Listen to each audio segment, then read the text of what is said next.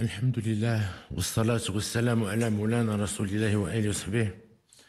حضرات السيدات والسادة البرلمانيين المحترمين، نفتتح اليوم بعون الله تعالى وتوفيقه سنة التشريع الأخيرة لمجلس النواب من الولاية الحالية، وهي مناسبة للتعبير لكم عن تقديرنا للعمل الذي تقومون به سواء في مجال التشريع أو مراقبة العمل الحكومي أو في تقييم السياسات العمومية. كما نود الإشادة بالجهود المبذولة للارتقاء بالدبلوماسية الحزبية والبرلمانية في خدمة القضايا العليا للبلاد، داعين إلى المزيد من الاجتهاد والفعالية في إطار من التعاون والتكامل مع الدبلوماسية الرسمية.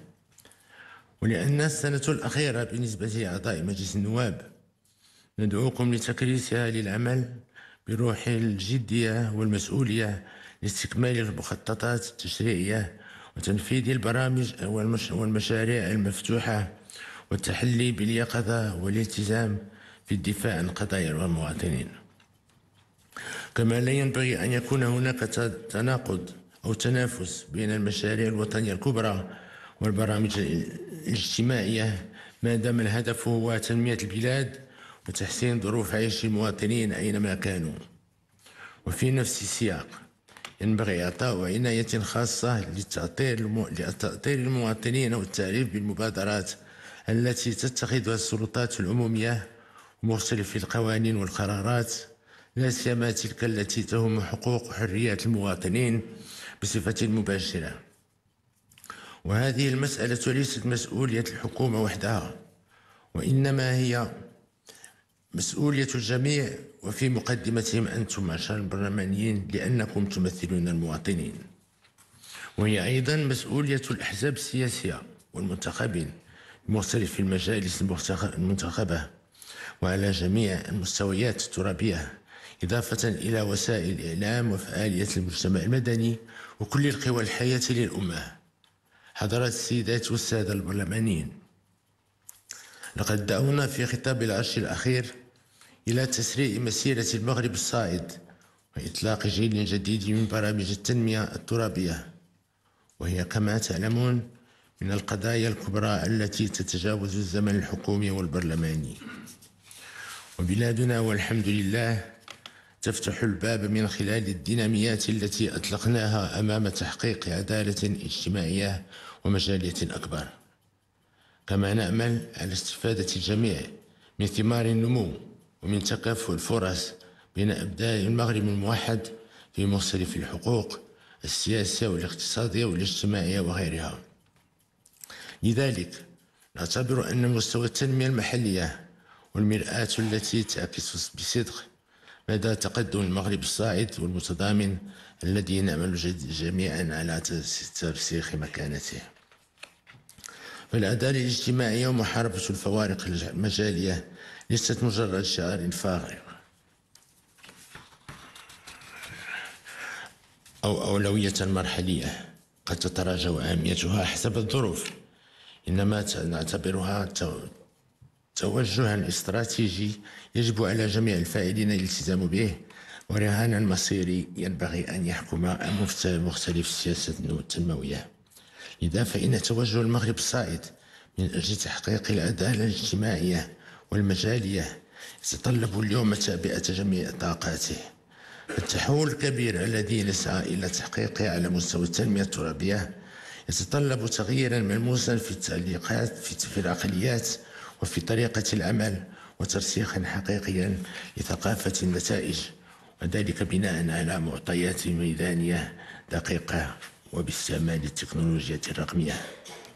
لذلك ننتظر وتيرة أسرع وأثرا أقوى للجيل الجديد من برامج التنمية الترابية التي وجهناها للحكومة لإعدادها، وذلك في إطار علاقات رابح بين المجالات الحضرية والقروية. ويتعلق الأمر على الخصوص بالقضايا الرئيسية ذات الأسبقية التي حددناها وعلى رأسها تشجيع المبادرات المحلية والأنشطة الاقتصادية وتوفير فرص الشغل للشباب والنهوض بقطاعات التعليم والصحة وبتأهيل الترابي. وفي هذا الصدد ندعو الجميع كل من موقعه إلى محاربة كل الممارسات التي تضيع الوقت والجهد والإمكانات، لأنه من غير المقبول التهاون في نجاعة ومردودة الاستثمار العمومي. وإضافة إلى توجيهاتنا في خطاب العرش بخصوص التنمية الترابية، ندعو للتركيز أيضا على القضايا التالية: أولا، إعطاء عناية خاصة للمناطق الأكثر هشاشة بما يراعي خصوصيتها وطبيعة حاجيتها، وخاصة مناطق الجبال والواحات. فلا يمكن تحقيق التنمية الترابية المنسجمة بدون تكامل وتضامن فعلي بين المناطق والجهات. وقد أصبح من الضروري إعادة النظر في تنمية المناطق الجبلية التي تغطي 30% من التراب الوطني، وتمكينها من سياسة عمومية مندمجة تراعي خصوصيتها ومؤهلاتها الكثيرة. ثانيا، التفعيل الأمثل والجاد لآليات التنمية المستدامة للسواحل الوطنية، بما في ذلك القانون المتعلق بالساحل والمخطط الوطني للساحل، وذلك بما يساهم في تحقيق التوازن الضروري بين التنمية المتسارعة لهذه الفضاءات ومتطلبات حمايتها وتثمين مؤهلاتها كبيرة ضمن اقتصاد بحري وطني يخلق الثروة وفرص الشغل. ثالثا، توسيع نطاق المراكز القروية باعتبارها آلية ملائمة لتدبير التوسع الحضري والتخفيف من آثاره السلبية. ومن شأن هذه المراكز الناشئة كذلك أن تشكل حلقة فعالة في تقريب الخدمات الإدارية والاجتماعية والاقتصادية من المواطنين بالعالم القروي.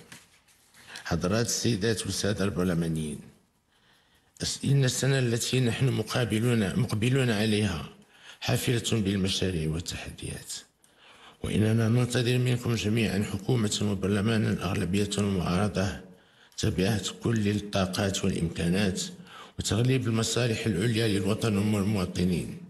فكونوا رعاكم الله في مستوى الثقة الموضوعة فيكم وفي مستوى الأمانة الملقاة على عاتقكم، وما تتطلبه خدمة الوطن من نزاهة والتزام ونقران ذات. قال تعالى: فمن يعمل مثقال ذرة خيرا يراه ومن يعمل مثقال ذرة شرا يره. صدق الله العظيم، والسلام عليكم ورحمة الله تعالى وبركاته.